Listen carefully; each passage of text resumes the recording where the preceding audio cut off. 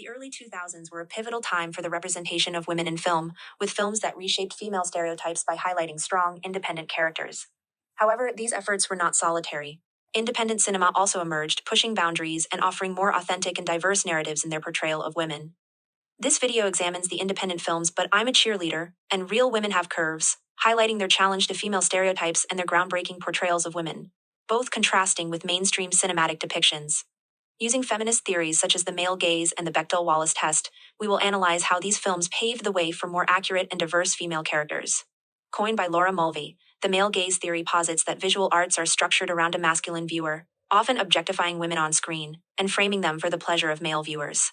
It critiques how women are depicted in mainstream cinema, highlighting their often limited roles and objectification.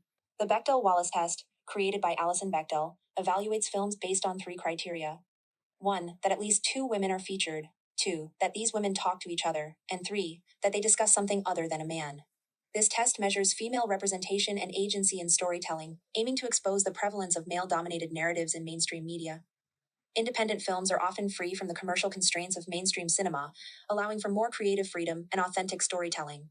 As a result, independent films often tackle unique and diverse subjects that mainstream studios might consider too risky or unprofitable, and in this case, allowing for more nuanced and diverse representations of women.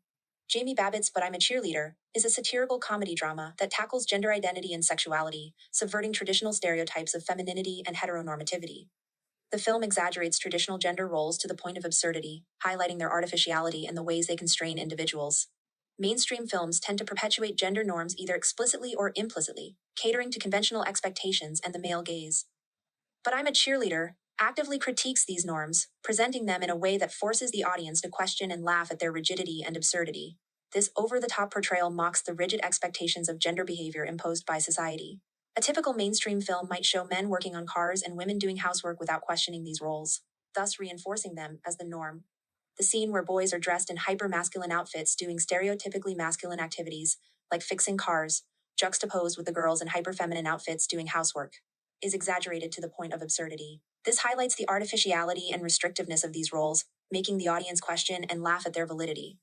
Patricia Cardoso's Real Women Have Curves portrays the life of a young Latina woman navigating family expectations and her own aspirations.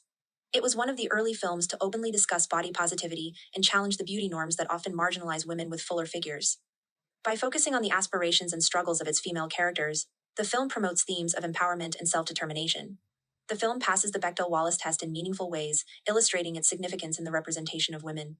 In a pivotal scene at the sewing factory, Anna, who's been repeatedly body-shamed by her mother, takes off her shirt in the middle of a boiling hot dress factory in an act of defiance and self-preservation. Her bravery amid the constant vocal disapproval of her body sets the tone for the other women in the factory, all of different shapes and sizes, with their own body hang-ups, and the women watching the film to do the same.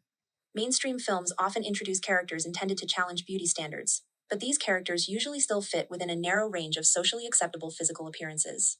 For example, a plus-size character might initially struggle with body image, but ultimately gain confidence through external validation or conforming to a more socially acceptable appearance. These films often simplify the challenges of breaking free from beauty norms without delving into deeper societal pressures or systemic issues. In contrast, Real Women Have Curves directly confronts beauty standards by depicting characters who challenge these norms through their entire narrative and character development.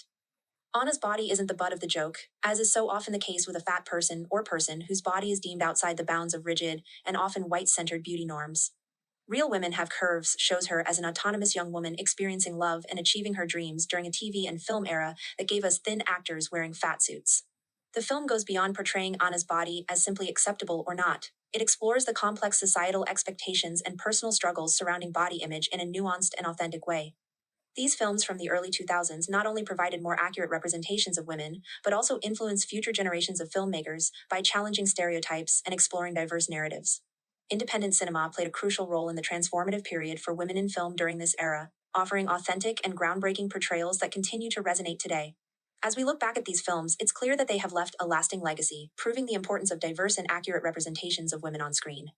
For more information on the topics discussed, check out the works of Laura Mulvey and Alison Bechdel, and explore the films mentioned in this video for a deeper understanding of their impact.